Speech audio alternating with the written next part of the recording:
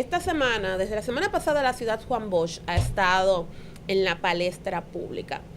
Y ha estado en la palestra pública porque es un proyecto muy ambicioso que esperaba o tiene una proyección de 25.000 viviendas y donde viven alrededor de 60.000 personas.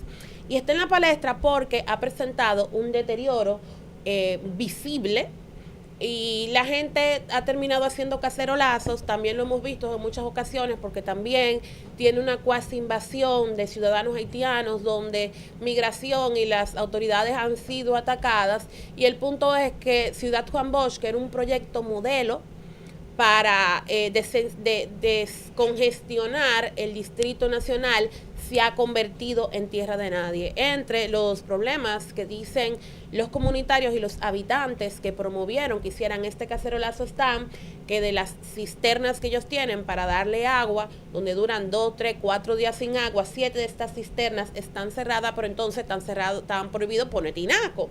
Ya ustedes saben entonces lo que significa aquello.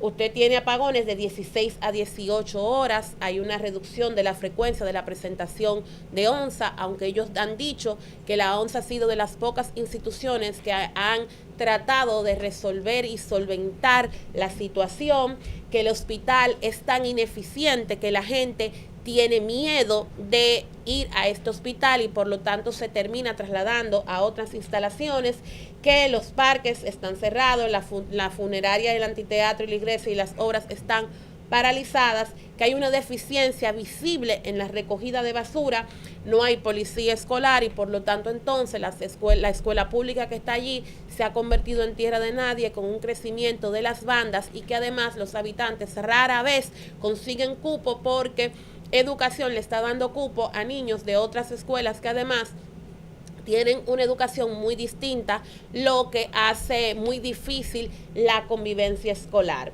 Este proyecto está bajo la administración del ministro administrativo de la presidencia, Paliza, y este se presentó en una visita sorpresa donde, a decir de los comunitarios, ellos no estuvieron presentes. Entonces yo me pregunto con quién fue que él se reunió y discutió. Él dijo que el real y efectivamente este proyecto tiene asignado un presupuesto de 1.000 millones de pesos, donde se tiene pendiente el anfiteatro, el polideportivo, una planta de tratamiento de aguas residuales y un tanque de almacenamiento. También dijo que el abandono es anterior a la gestión del PRM, pero, y lo hemos dicho en muchas ocasiones aquí, el PRM tiene 5 años en el gobierno. Lo que haya hecho o dejado de hacer el gobierno de Danilo Medina, y eso no es problema de esa gente que está ahí. Porque si en 5 años usted no ha podido resolverlo, entonces tiene que revisarse. Y cuando me refiero a usted, no me refiero a Paliza, me refiero al Estado Dominicano. O sea, 5 años después, la justificación no puede seguir siendo que en el 2019 había problema en Ciudad Juan Bosch. Y la gente tal vez pensará que esto no es su problema, pero sí lo es. ¿Y ustedes saben por qué? Porque proyectos como Ciudad Juan Bosch fueron creados con la finalidad de lograr que el hacinamiento que hay en ciudades, y este era el modelo que estaba supuesto extrapolarse en el resto del país. Y la idea era que el hacinamiento que tenemos en las grandes ciudades desaparezca, que la gente entienda que usted no tiene que vivir en la urbe para usted tener calidad de vida. Y se crearon estos proyectos donde usted tiene la vivienda, donde usted tiene el colegio, donde usted tiene el hospital, donde usted tiene todo. ¿Para qué? Para que usted no tenga que venir y incluso la idea es lograr que usted se quede trabajando también en esa zona. Pero cuando usted ve esto, ¿cómo usted le dice a una persona que adquiere una vivienda de bajo costo de esta que está haciendo, por ejemplo, el MIBET en estos momentos? Cuando usted ve cómo está Villa Liberación, que es más antiguo y es el mismo concepto, que también está en un estado de deterioro visible, usted se pregunta cómo yo voy a hacer un esfuerzo como clase media baja de comprar una propiedad cuando yo lo que voy a vivir es un infierno. La de Santiago está mucho más atrasada incluso que esta. Señores, en la capital, en poco más de 100 kilómetros cuadrados, viven 1.029.110 personas en 104.44 kilómetros cuadrados. Estamos hablando de que aquí viven casi 10.000 habitantes por kilómetro. ¿Y ustedes saben lo que se traduce a eso? En tapones. en falta de servicios públicos. Por eso es que la basura no hay forma de mantener la ciudad limpia, por eso es que tenemos los temas de drenaje pluvial que tenemos, por eso es que usted tiene las escuelas del Distrito Nacional colapsadas. Entonces, usted cree estas ciudades dormitorios en las afueras y usted tiene 600,000 y 700,000 personas entrando diario al Distrito Nacional. Entonces, del 1.029.110 personas que vive, usted le suma 600,000 que entran todos los días. Y entran todos los días porque en las afueras no tienen hospitales que sirvan, no tienen escuelas que sirvan, no tienen tiendas que sirvan, no tienen parques que sirvan, no tienen polideportivos que sirvan, no tienen ni siquiera farmacias que sirvan. Y usted quiere que la capital o Santiago o Higüey, por decirle de las ciudades con más densidad poblacional, aunque el Distrito Nacional es la que tiene la densidad poblacional no solamente más alta de República Dominicana, tiene una de las densidades poblacionales más altas de Latinoamérica. Por eso entonces usted tiene que todo el que vive, que usted va a provincias distantes del Distrito Nacional y están vacías, porque la gente tiende a irse donde hay mayor calidad de vida. Pero resulta que la capital, y pongo la capital porque es donde vivo, pero la misma situación se puede decir que se vive en Santiago. La calidad de vida se degrada en esas urbes porque todo el mundo vive como sardina en lata metido en estos 100 kilómetros, porque como rayo yo voy a hacer una inversión cuando yo veo que Ciudad Juan Bosch, que es el modelo, carece de todo.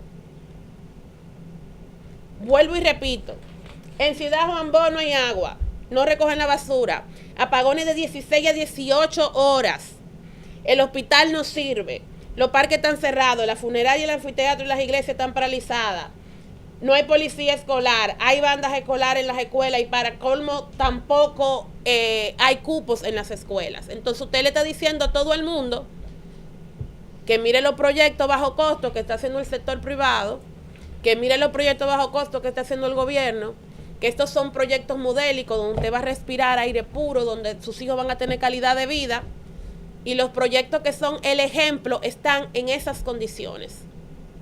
¿Cómo se supone que usted va a lograr que las grandes ciudades estén mejor organizadas y cuando hay ejemplos, en estos modelos que son ejemplos, usted lo primero que dice es que eso está así desde hace 6 años, y usted está viendo que la gente tuvo que hacer cacerolazos y protestas para lograr que los visiten? Y cuando lo visiten entonces no se reúnen con los comunitarios que armaron, que lograron que fueran ahí, no. Sabrá Dios con quién se reunieron. Tal vez con lo que lo aplaudan como foca. Porque a mucha gente quiere que le digan las verdades, pero entonces cuando la dicen les molesta. Entonces, República Dominicana tiene un problema y es que no le da continuidad a las cosas del Estado.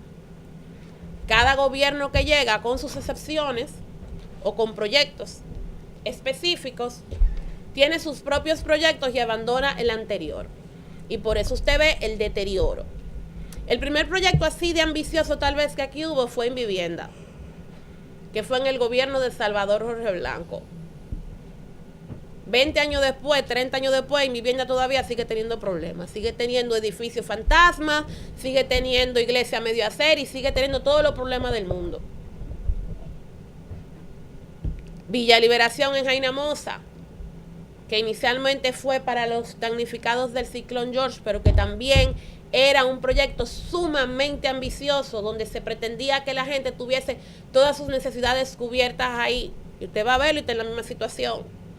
Hay proyectos menos ambiciosos a lo largo y ancho del país y tenemos la misma situación, un deterioro evidente.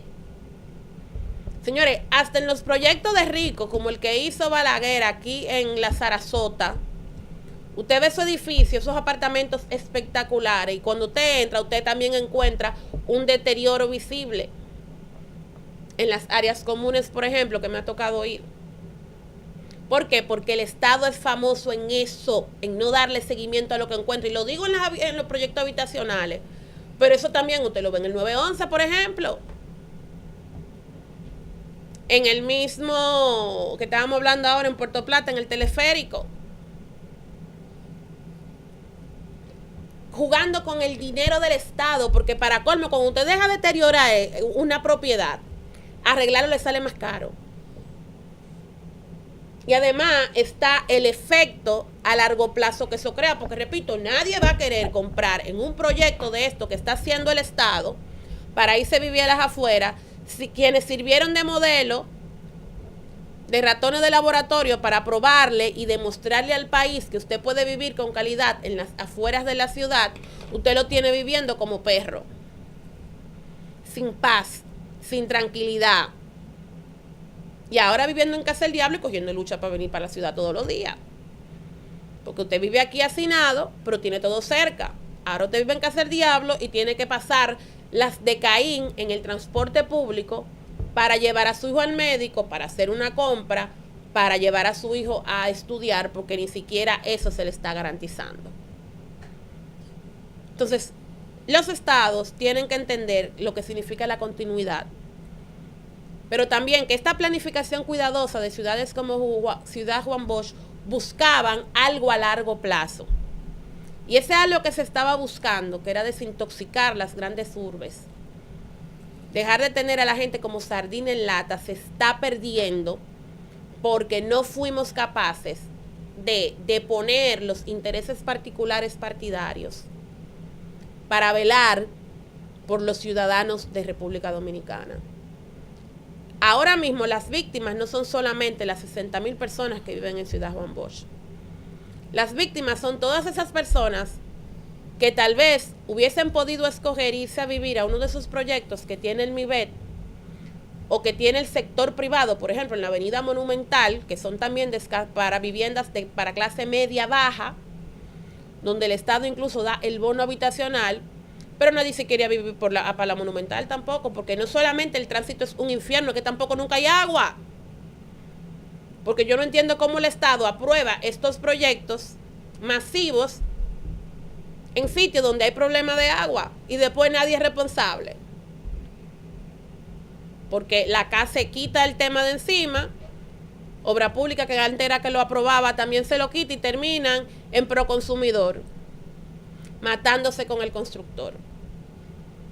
Entonces, vuelvo y repito, tenemos que dar continuidad a lo que encontramos, tenemos que dar respuestas a las quejas de la gente, y la respuesta no puede ser que en el gobierno del PLD ese problema existía, porque cuando a nosotros se nos escogió para gobernar, y digo nosotros porque soy del PRM, se nos escogió para dar soluciones a la gente, no para darle excusas.